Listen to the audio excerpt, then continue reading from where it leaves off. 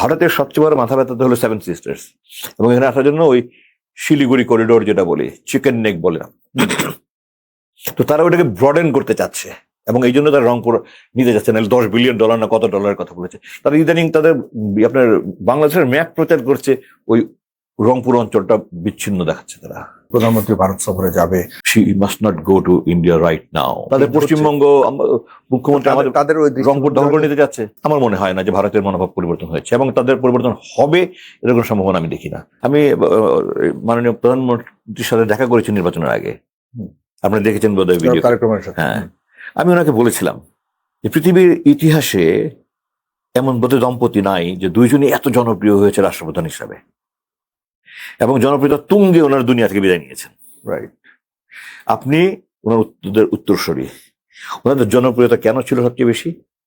ওনারা ভারতপন্থী ছিলেন না, ওনারা বাংলাদেশপন্থী ছিলেন, এবং ওনারা ইনক্লুসিভ ইলেকশন করেছেন। শহীদ রাষ্ট্রপতি জিয়াউর রহমানের সময় কিন্তু আপনার ওই নির্বাচন সময় রাজনীতি যে নিষিদ্ধ ছিল ওটা বন্ধ করে উনি বহু দলের রাজনীতি করলেন।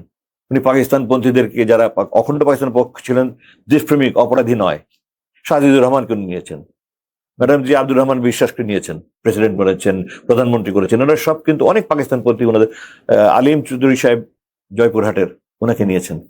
তারা দেখেছে কারা দেশপ্রেমিক। ওনারা বুঝেছিলেন যে এনারা অপরাধী নন। রাজনৈতিক ওইদের নিয়েও আছে একটা, ইভেন কাদের সিদ্দিক নিয়ে কথা বলছে 71 সালে জামাত রাজনৈতিক সিদ্ধান্ত ছিল, রাজনৈতিক সিদ্ধান্ত কোনো অপরাধ নয়। সোহরাওয়ার্দী ফজলুল হক তো টু নেশন থিওরির পক্ষে ছিল না, তারা তো 3টা রাষ্ট্রের কথা বলছেন। লাহোর রেজলিউশন যেটা 1940 সালে যে শের বাংলা সাহেব যেটা দিয়েছিলেন, ওটা তো ছিল 3টা রাষ্ট্র, মুসলিম অধ্যুষিত পাকিস্তান, মুসলিম অধ্যুষিত বাংলাদেশ, যেটা আপনার আসাম, গুয়াহাটি, ত্রিপুরা, পশ্চিম দিনাজপুর, নদিয়া, পশ্চিমবঙ্গ সহ হবে, আর একটা হিন্দু অধ্যুষিত ঈদ। তো তারা তো টু নেশন থিওরির বিরুদ্ধে ছিল, কিন্তু তারা তো ওখানে মুখ্যমন্ত্রী হয়েছে। এখানে পলিটিক্যাল ডিসিশন মানুষ যার যার দেশপ্রেম থেকে নেয়, কিন্তু অপরাধের সাথে জড়াতে হওয়া ইজ ডিফারেন্ট ইস্যু অলটুগেদার। আমার বাবা তার দলের যে নেতা যাদের ফাঁসি দিচ্ছে কোনো অপরাধের দিকে, আমি গ্যারান্টি দিয়ে বলতে পারি আপনাকে, কোনো প্রমাণ হাতে কলমে নাই।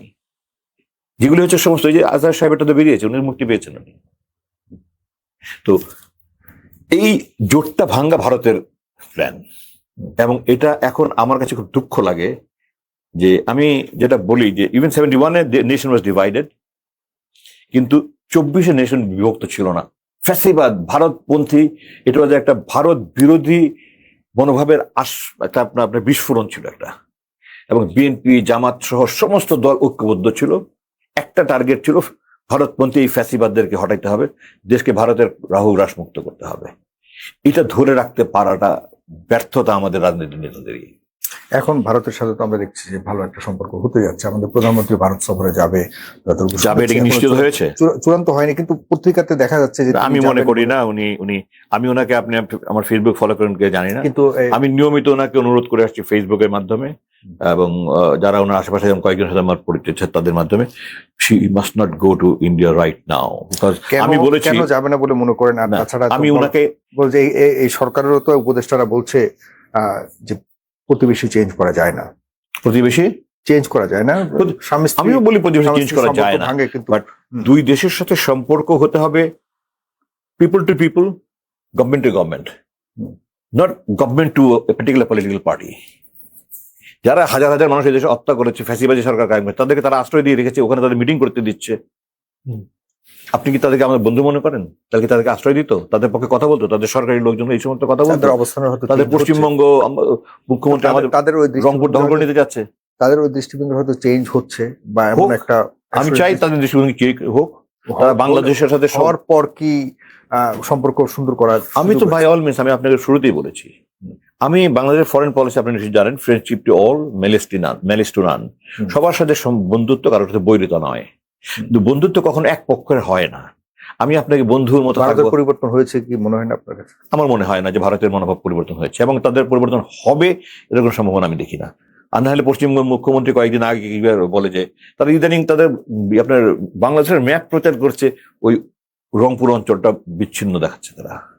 কারণ ভারতের সবচেয়ে বড় মাথা ব্যথাতে হলো সেভেন সিস্টার্স, এবং এখানে আসার জন্য ওই শিলিগুড়ি করিডোর যেটা বলি, চিকেন নেক বলে, তো তারা ওটাকে ব্রডেন করতে চাচ্ছে এবং এই জন্য তারা রংপুর নিতে যাচ্ছে না, $10 বিলিয়ন না কত ডলারের কথা বলেছে। কিভাবে একটা স্বাধীন রাষ্ট্র সম্পর্কে একটা প্রতিবেশী রাষ্ট্র এই ধরনের মন্তব্য করে আপনি বলেন? আমি তো বুঝতে পারি না, একটা দেশের মুখ্যমন্ত্রী এবং তাদের সাংবাদিকরা যে ধরনের উগ্র কথাবার্তা বলছে, কিন্তু আমার তাদের মনোভাব পরিবর্তন হয়েছে আমি মনে করি না। আমি এখন যেটা করার চেষ্টা করছি, এটা আমি আপনার মাধ্যমে জাতিকে জানাতে চাই, সেটা হলো যে